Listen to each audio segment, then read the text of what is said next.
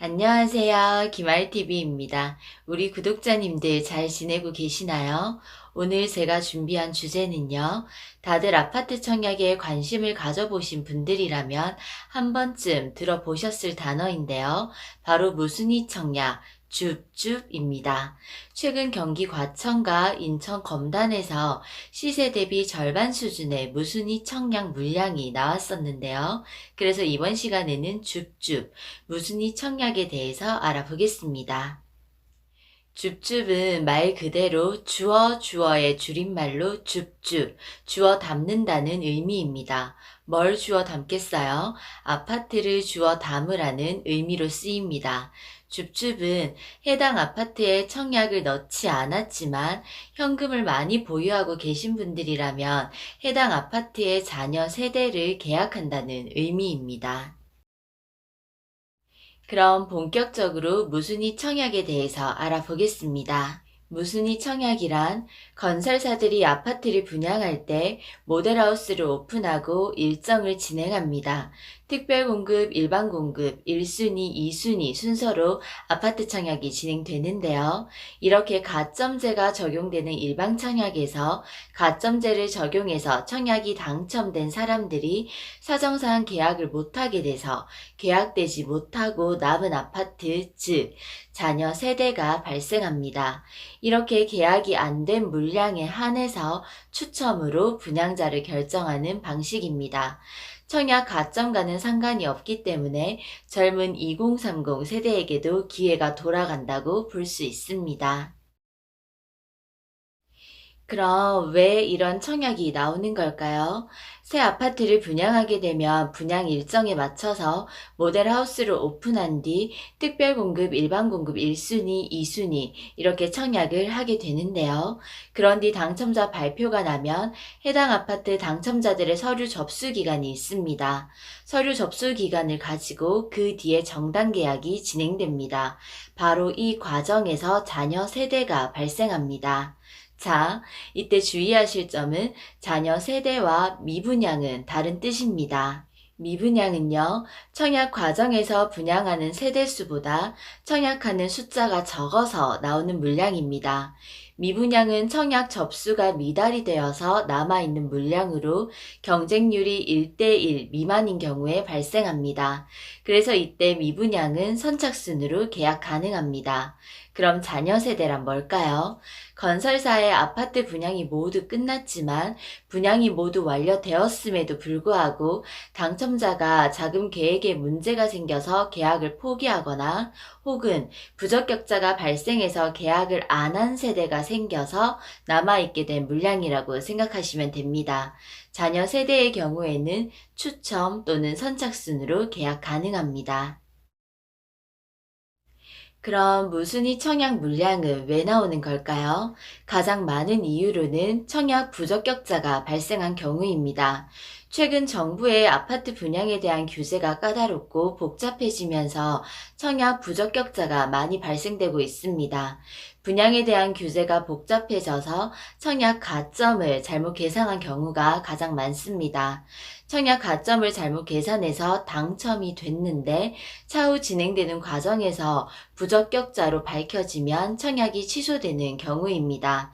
그래서 건설사들도 이전에는 없었던 당첨자 서류 접수 기간을 따로 만들어서 청약 일정에 넣어두고 그때 서류를 받아서 부적격자인지 아닌지 체크를 하고 있습니다. 그리고 무순위 청약 물량이 나오는 두 번째 이유는요, 자금 계획에 문제가 생긴 경우입니다.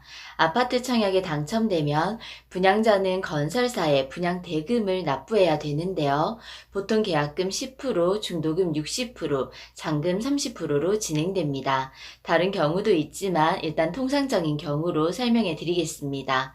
계약금 10%를 납부하고 중도금 60%는 보통 중도금 대출을 받습니다. 그리고 잔금 30%를 납부할 때 주택담보대출 60%를 받아서 중도금 대출을 상환하면서 입주 후에 소유권 이전 등기를 하게 됩니다. 그런데 이때 예상하지 못했던 문제가 발생해서 이 과정에서 납부를 못하게 되는 경우입니다. 바로 첫 번째, 계약금이 준비가 안 돼서 납부를 못하는 경우도 있고요. 두 번째, 중도금 60%의 경우 대개 중도금 대출을 받아서 진행하게 되는데요. 대출 60%가 모두 안 나온다거나 혹은 대출 자체가 아예 안 되는 경우도 있습니다. 이럴 경우에는 모두 현금으로 잔압을 해야 되는데요. 현금을 그만큼 가지고 계시는 분들이 잘 없기 때문에 그래서 납부를 못하는 경우가 생깁니다. 그리고 마지막 잔금 30%도 납부할 여력이 준비가 안 된 경우입니다. 그래서 예상치 못했던 이런 상황들이 생겨서 분양자는 계약을 포기해야 되는 안타까운 상황들이 생깁니다. 그리고 계속해서 무순위 청약이 나오는 세 번째 이유는요. 원하는 동호수가 아닌 경우입니다. 당첨자 발표일에 당첨된 동호수를 보니 본인의 기준에 마음에 들지 않아서 계약을 포기하게 되는 경우입니다. 이렇게 계약을 못하게 되거나 포기하게 돼서 나오는 자녀 세대는 정부의 부동산 규제가 강화될수록 더 많이 발생합니다. 중도금 대출이 본인이 생각했던 것보다 훨씬 안 나와서 상당한 금액을 잔압해야 되는 경우 융통할 수 있는 현금이 그만큼 없다면 계약을 포기해야 되는 상황이 생길 수 있습니다. 그러니 번거로우시더라도 사전에 은행에 방문하셔서 중도금 대출이 나오는지 확인해 보시는 것을 권해드립니다. 그럼 자녀 세대가 생기면 건설사들은 어떻게 처리할까요? 해당 자녀 세대를 분양하기 위해서 무순위 청약 추가 모집을 진행하게 됩니다. 완판되었음에도 불구하고 자녀 세대로 남은 주거지는 새로운 주인을 찾아야 되기 때문에 줍줍이라는 형태로 청약홈 웹사이트에 올라옵니다. 그럼 이렇게 나온 자녀 세대의 무순위 청약 자격 조건은 어떻게 될까요? 조건들이 강화됐는데요. 우선 거주 요건이 강화됐습니다. 모집 공고일 기준으로 해당 주택 건설 지역 시군 내에 거주하고 있는 19세 이상 성인으로 예전에는 이런 조건이 없었지만 이제는 생겼습니다. 그래서 예전에는 이런 조건이 없어서 전국적으로 청약이 가능했고 그때는 지금보다 청약 열기도 더 뜨거웠기 때문에 투기가 조성되는 사례가 많았습니다. 다음 두 번째, 무주택 세대 구성원 요건도 강화됐습니다. 세대수를 포함해서 주민등록 등본상 함께 등재된 세대원 모두가 무주택 세대 구성원이어야 합니다. 예전에는 이 조건도 없었는데요. 그래서 다주택자들도 이미 집이 많으신 분들도 일명 줍줍으로 주어갈 수 있었습니다. 하지만 청약의 기본 취지는 무주택자에게 주택을 우선적으로 공급한다는 것이 기조인데요. 현실에서는 상반된 결과들이 만들어져서 1번, 2번 조건이 강화됐습니다. 2021년 5월 28일 조건이 강화되고 현재 시행 중에 있습니다. 다음 세 번째, 재당첨 제한 규정이 적용됩니다. 투기 과열지구는 10년, 조정지역은 7년간 재당첨 제한 규정이 적용됩니다. 그리고 네 번째, 청약통장은 사용하지 않습니다. 청약통장을 사용하지 않고 아파트를 가져갈 수 있으니 무순위 청약을 잘 활용하면 좋겠죠. 그래서 다섯 번째, 청약 신청금도 필요 없습니다. 그리고 아파트 무순위 청약은 무작위로 입주자를 선정합니다. 치열하게 경쟁을 통해서 뽑는 것이 아니라 추첨 방식으로 행운을 잡을 수 있습니다. 자, 우리 기말TV 구독자님들 어떠세요? 오늘은 아파트 무순위 청약에 대해서 알아봤습니다. 예전에는 자녀 세대가 남으면 지역에 상관없이 또 주택수에 상관없이 추첨으로 당첨자를 뽑아서 전국적으로 집이 많은 사람들도 내 집 마련을 할 수 있었는데요. 여러 가지 불합리한 상황들이 생겨서 현재는 해당 지역 거주자, 특히 무주택 세대 구성원에게 당첨 가능성을 크게 높여뒀습니다.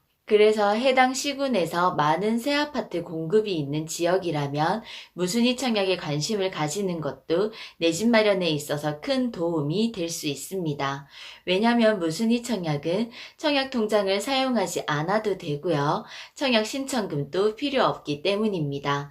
그래서 인기 있는 지역에 살고 있거나 청약 가점이 높지 않다면 현실적으로 청약을 넣어서 당첨되기 어렵기 때문에 오늘 공부한 자녀 세대 물량이 나오는지 눈 크게 뜨고 관심을 가져보시기 바랍니다.